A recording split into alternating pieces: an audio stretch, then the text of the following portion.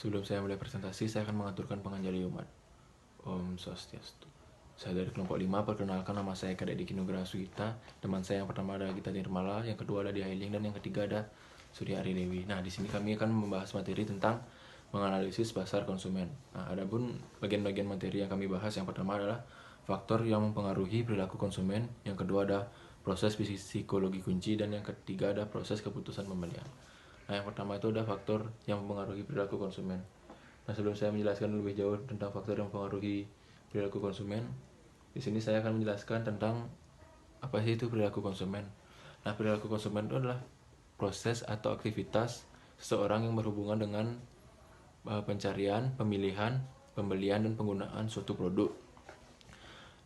Contohnya misalnya kalian ingin membeli produk berupa baju.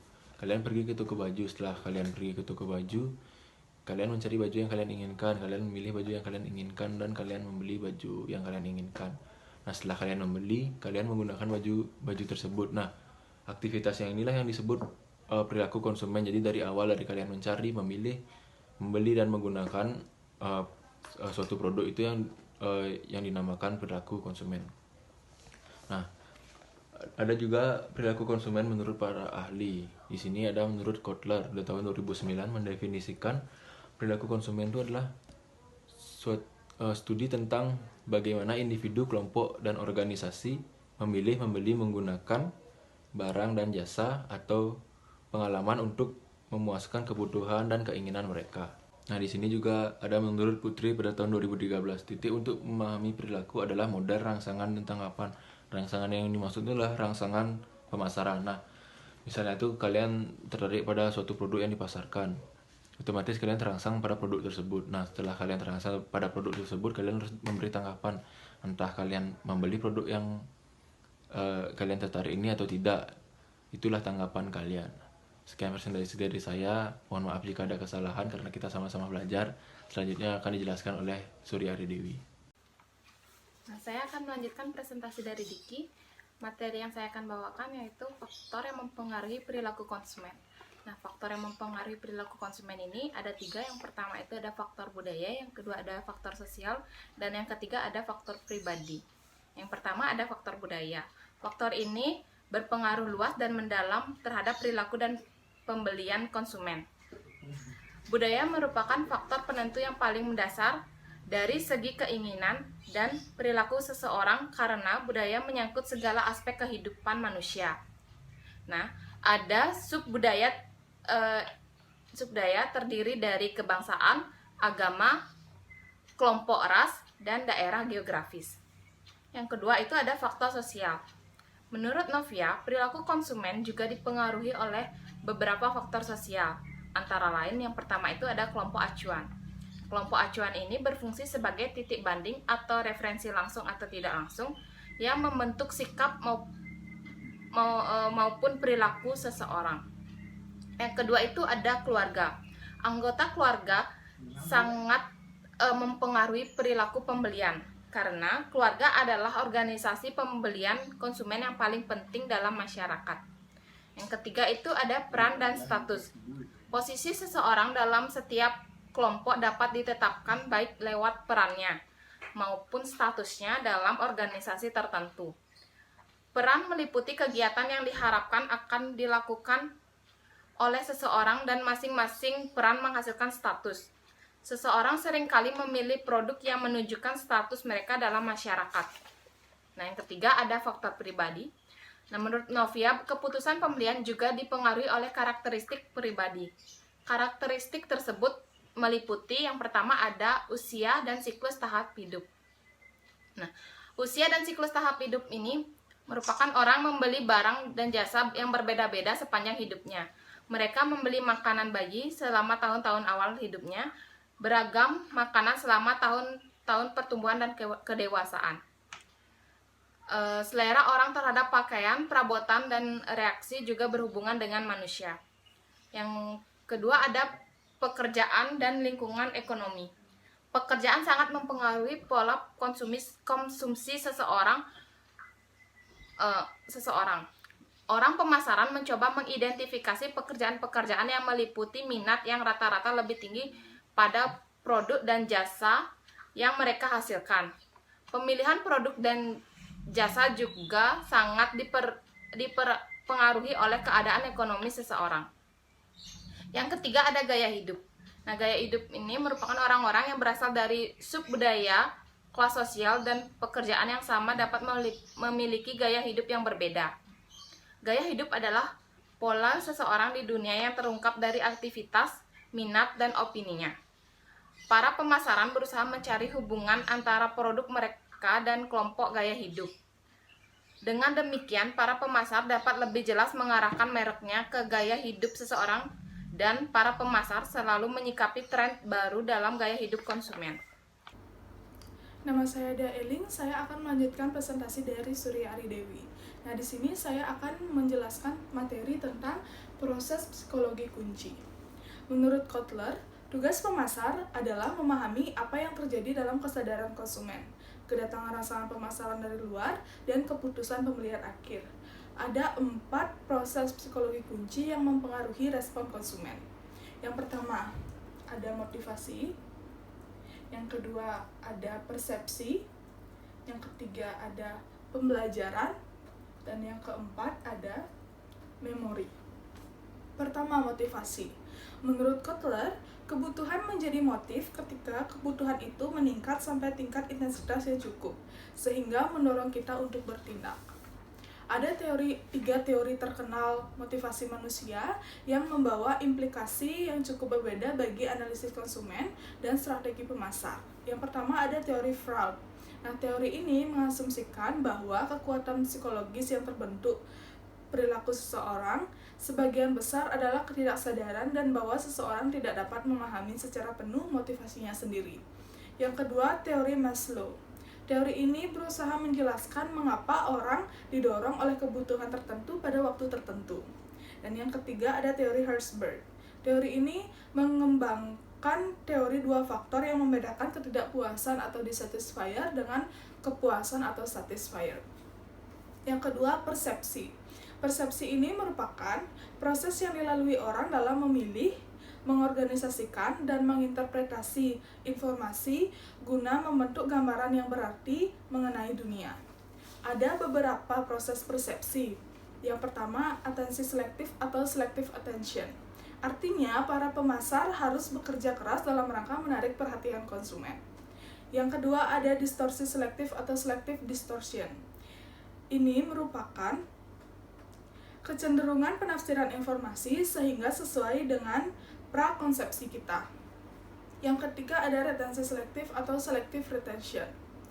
Orang akan melupakan banyak hal yang mereka pelajari, tetapi cenderung mengingat informasi yang mendukung pandangan dan keyakinan mereka karena adanya ingatan selektif. Dan yang terakhir, persepsi bawah sadar atau subliminal perfection.